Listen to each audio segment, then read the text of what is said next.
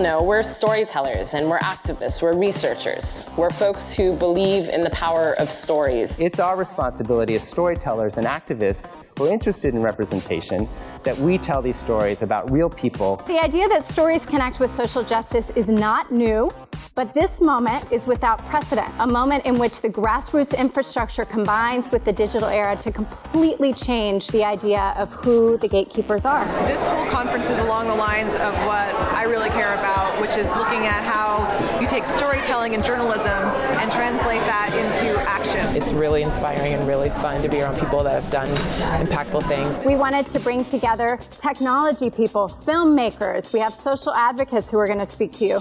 It's depth, its dimension, and their emotional power to sort of burn into the hearts and minds of audiences in a way that I think can produce some of the most potent fuel for social change. Have the hard conversation, be brave, have these awkward conversations. And you have to be very intentional and very strategic about how you are communicating to your audience, right?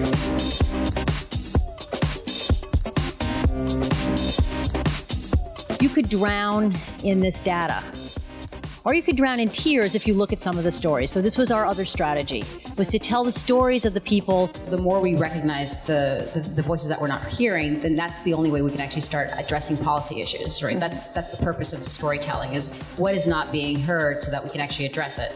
I see my job as putting the information out there, right? To just tell the truth about what's going on. So you are really on the cutting edge of this new. We like to believe so, yes. This new storytelling. Hearing the success stories and the other tactics that people are using really helps us stay creative and stay plugged in. It's been an amazing set of speakers. I'm learning a lot. Weren't these speakers very passionate and very intelligent and very inspiring? The whole genesis of this Create-a-thon is what happens when you pull together media creators and thinkers from different storytelling genres. Really showcase different kinds of media projects and genres and platforms and people that think differently.